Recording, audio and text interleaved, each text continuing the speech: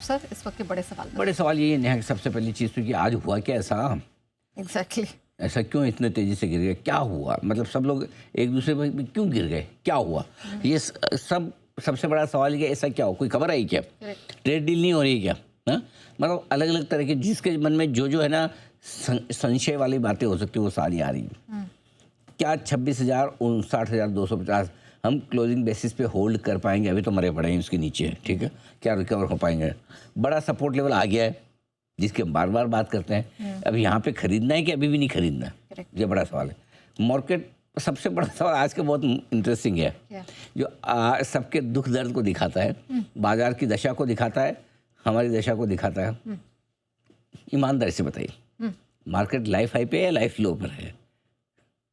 Technically life high पर है लेकिन सेंटिमेंटली लाइफ लो पर है। एग्जैक्टली तो बिल्कुल समझ नहीं आ रहा कि यही बैंक निफ्टी जिसने परसों शुक्रवार के दिन लाइफ हाई बनाया था, यही निफ्टी जो 125 पॉइंट दूर था लाइफ हाई से, लाइफ लो वाली फीलिंग आ रही है, लाइफ हाई वाली। ऐसा क्यों, और mid cap small cap share में इतना कोहराम क्यों। बस इतने 5 सवालों में सारा काम हो जाएगा। आज सवाल कम कर दिए हमने आज नहीं, आज इतना ज़्यादा प्रेशर है कि इतने में ही सब समझ में आ जाएगा। लेकिन सर सबसे पहले तो हमारे दर्शकों के लिए यही समझना ज़रूरी है गिरावट का कारण क्या है। देखो आज की गिरावट जो है ना वो बहुत ही सरप्राइजिंग भी है और शॉकिंग भी है। आज मतलब सरप्राइजिंग और शॉकिंग इसलिए मैं कह रहा हूँ, शॉक तो कब लगता है जब आप बहुत ही ज़रूरत से ज़्यादा गिर जाए, और सरप्राइज कब होता है जब आपको उम्मीद ना हो और गिर जाए। दोनों में फ़र्क है, देखो है ना। उम्मीद नहीं थी कि छोटा मोटा गिर सकता है, ये सबको पता होता है, वो कभी भी गिर सकता है, लेकिन अचानक से और ख़राब खबरों पे गिरे, ख़राब खबरों पे गिरे समझ में आता है कि चलो खबरें ख़राब है तो गिरना ही चाहिए, ठीक है ना, वो एक बात समझ में आती है। लेकिन एक्चुअली आज देखें तो आज की गिरावट सरप्राइजिंग और शॉकिंग भी इसीलिए है कि खबरें तो आज सारी पॉजिटिव है, ढूंढने से आपको नेगेटिव नहीं मिलेगी। ऐसा क्या नेगेटिव है, सुबह आप देखो, सुबह जो हमने बात की ग्लोबल मार्केट्स आपके मजबूत थे, शुक्रवार को अमेरिका मजबूत बंद, ठीक है, एफआईएस की बिकवाली छोटी सी रह गई, और net net cash stock index futures मिला के तो खरीदारी थी, घरेलू फंड खरीद ही रहे हैं और अच्छा खरीद रहे हैं। आरबीआई का रेट कट भी शुक्रवार को आया था। अब इससे ज़्यादा आदमी मतलब क्या पॉजिटिव ट्रिगर्स लेके बैठेगा, करेक्ट। उसके बावजूद अगर इतनी तेज़ी से घटते हैं तो ये गिरावट झटका देने वाली, अनएक्सपेक्टेड है, और मूड माहौल सेंटीमेंट तब खराब होता है। देखो खराब खबर पे गिर जाए, कोई ऐसी खबर आ जाए, अचानक से खबर आ जाए कि हमारी ट्रेड डील डिले हो रही है और गिर जाए तो समझ में आता है कि यार ये कारण से गिर गए। लेकिन लगता है आज फिर से एफआई ने जोर लगा के बेचा है, ऐसा लग रहा है। दो चीज़ें दिख रही है आज नेहा, एक तो एफआई ने जोर लगा के बेचा है, दूसरा रुपए की कमजोरी वापस हुई, आज 20 पैसे के आसपास थोड़ा सेंटीमेंट कमज़ोर हुआ। लेकिन फिर भी मुझे लगता है कि ओवरऑल जो गिरावट है वो थोड़ी सरप्राइजिंग भी है, शॉकिंग भी है, अनएक्सपेक्टेड है, इसलिए मूड माहौल ज़्यादा ख़राब है। ख़राब खबर पे गिरने में मूड ख़राब तो होता है तब भी, लेकिन इतना नहीं होता जितना कि आप तेज़ी का सोचें और मंदी हो जाए। और नेचुरली मैं तो एक्सेप्ट भी करता हूँ, सुबह हमें खुद को भी नहीं लगा था कि इतना ख़राब हो सकता है। 26,000 तक खरीदारी करने की राय हमने भी दी थी 2 टुकड़ों में। बैंक निफ्टी पे भी 59,100 से 59,125 से 59,350 वो दूसरी रेंज थी, वहाँ भी आ गया। लेकिन इतनी तेज़ी से आप गिर जाएंगे इसका अंदाज़ा नहीं था एक्चुअली। तो सर ये हो क्या रहा है, हम नंबर्स तो यहाँ पे जब दिखाते हैं कि भाई यहाँ लाइफ हाई बन गया, ये नया ऑल टाइम हो गया, और ऐसा नहीं है कि सिर्फ बैंक निफ्टी बना रहा है, निफ्टी ने भी कैचअप किया, लेकिन वो फीलिंग आ ही नहीं रही। ऐसा क्यों, मतलब फीलिंग तो लाइफ टाइम लो वाली आ रही है लोगों को, और गलत भी नहीं, क्योंकि पॉइंट ये है कि निफ्टी बैंक निफ्टी भले आपका लाइफ हाई के पास हो, लेकिन सबका मूड ख़राब है। एक मतलब एक बड़ा फंड में जैसे लेके एक छोटे से छोटा इन्वेस्टर, किसी को पूछो मज़ा नहीं आ रहा तेजी में उनको। अभी आज सुबह मैंने सुनील सिंघानिया साहब का भी इंटरव्यू किया, उन्होंने भी यही कहा कि क्या करेंगे ब्रॉडर मार्केट में पोर्टफोलियो अगर आपका 30-40% नीचे हो, 20% से नीचे कोई भी आपका पोर्टफोलियो है तो आप मंदी के मार्केट में ही है ना इफेक्टिवली, करेक्ट। सो आपका पोर्टफोलियो तो मंदी का मार्केट दिखा रहा है, करेक्ट। अब स्मॉल कैप इंडेक्स देखिए आज लगभग 3% नीचे, 2.25%, 2-3 महीनों के निचले स्तरों पर आ गया। अब सबके पास, रिटेल के पास तो वही है ना, स्मॉल कैप इंडेक्स वाले शेयर हैं। अब छोटे शेयरों में निवेश करने वाले छोटे इन्वेस्टर्स की हालत ख़राब है। वो रिटेल इन्वेस्टर सोच रहे मेरा तो पोर्टफोलियो कहाँ लाइफ आई, मेरा पोर्टफोलियो 40% नीचे है, 50% नीचे, करोगे तो क्या करोगे आपको। और इसलिए स्मॉल कैप इंडेक्स से आपको लगेगा लाइफ लो वाला माहौल है। मिड लार्ज कैप देखोगे तो आपको लगेगा थोड़ा ऊपर है। और दूसरा ये कि रोज़ एक्सीडेंट हो रहे हैं। अब एक्सीडेंट होते हैं ना ये जब भी, तो एक्सीडेंट मूड बिगाड़ते हैं। और ये एक्सीडेंट जैसे फॉर एग्जाम्पल केन्स ने दिया, लगातार दूसरे दिन एक्सीडेंट, आपका इंडिगो, फिर 2 दिन से एक्सीडेंट। तो ये सारी चीज़ें जो है ना ये मूड बिगाड़ने वाली हो रही है। केन्स हुआ, इंडिगो हुआ, एक दिन अगर आपका एक शेयर 10% टूटेगा तो तकलीफ तो होगी फिर।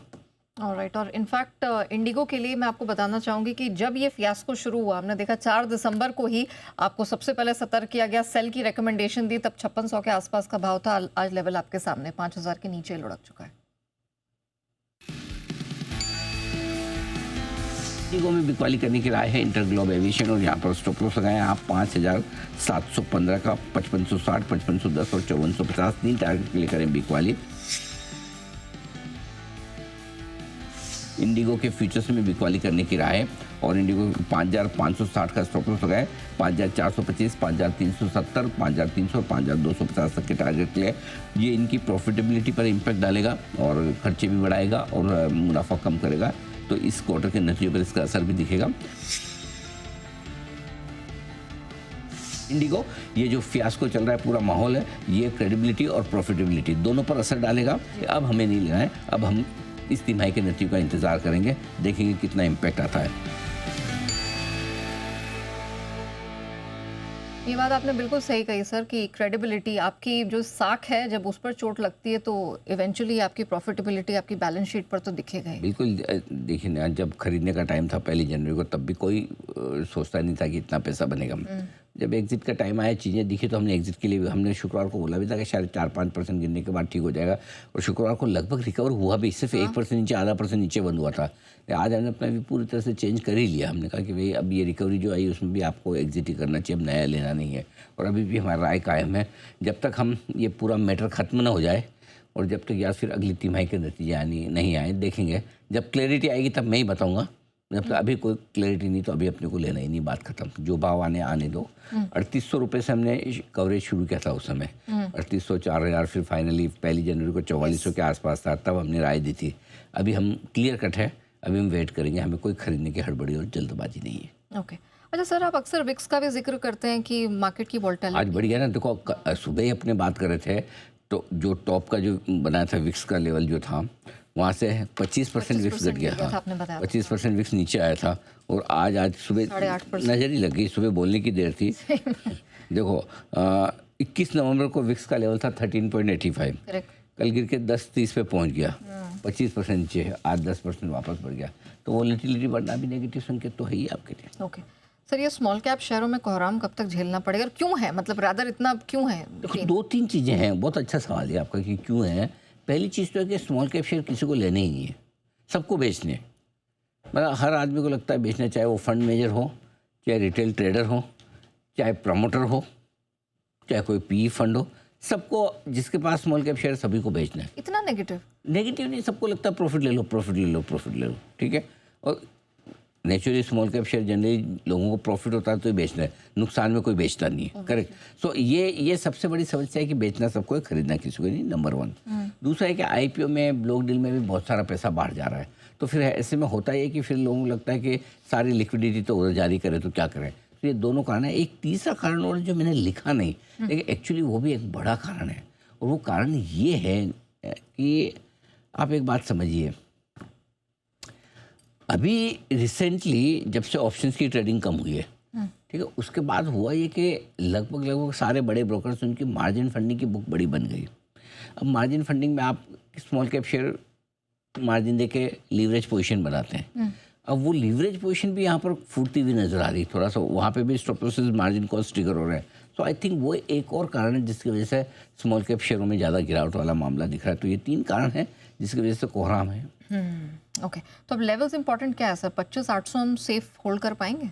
ये तो नहीं पता, इम्पोर्टेंट लेवल है ये बता सकता हूँ, होल्ड कर पाएंगे नहीं कर, ऐसे मार्केट में है, कायदे से तो करना चाहिए। देखो इफेक्टिवली आप मुझे पूछेंगे तो 25,800, 25,900 ये 100 पॉइंट की रेंज बड़ा मजबूत सपोर्ट जोन है, और बैंक निफ्टी पर भी 58,650, 58,850 की जो रेंज है वो बहुत मजबूत सपोर्ट है, इतनी आसानी से नहीं टूटनी चाहिए। सिर्फ खाली बिकवाली की वजह से नहीं टूटेगी, इसको तोड़ने के लिए आपको कुछ और चाहिए, कोई खबर प्लस बिकवाली, 2 चीज़ एक साथ हो ना, तब जाके आप इम्पोर्टेंट सपोर्ट लेवल को तोड़ते हैं। तो बिकवाली तो है, खबर मिसिंग है। अच्छा। खराब खबर पे आप जोर से बिकवाली आ जाए तो वो डबल इफेक्ट करती है। मतलब लोहा गर्म है, मार दो हथौड़ा, वैसा। तो दोनों चीज़ साथ में होनी चाहिए। अभी खाली क्या लोहा गर्म है, हथौड़ा मारने जैसा नहीं, तो वैसा है। तो कुछ हथौड़ा मारने जैसी कोई खबर आए जो तोड़ दे, वो भी बाकी है। सो इसलिए मेरा ये मानना है कि इन लेवल के आसपास रुकने चाहिए, ये सपोर्ट रेंज है। अगर किसी को खरीदारी करनी ही है, हिम्मत है, पैसे हैं, अच्छा पैसे तो बहुत लोगों के पास है, पैसे से ज़्यादा हिम्मत है हिम्मत सबके पास नहीं है, तो फिर यही रेंज है जहाँ पर खरीदारी करनी चाहिए, वो है 25,800, 25,900 और 58,650, 58,850। निफ्टी अगर आज 26,000 के नीचे बंद होता है, बैंक निफ्टी 59,250 के नीचे बंद होता है, तो आपको तेज़ी की पोजीशन थोड़ी हल्की करनी चाहिए। BTST टाइप की 1-2 दिनों के लिए लिया तो उसको स्टॉप लॉस के तौर पर मान के कम कर ले।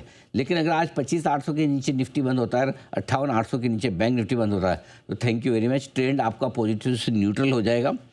अब एक दिन में चाहे और इंतज़ार करना चाहें कर ले, बट उस लेवल के नीचे ख़राब हो जाएगा और तब आपको तेज़ी की पोजीशन से पूरा जो ट्रेडिंग पोजीशन आपने बनाई निकल जाए। 2:30 बजे या 3 बजे पे जैसा समय होगा उस हिसाब से मैं आपको इस पर पूरा अपडेट और दे दूंगा, चिंता न करें।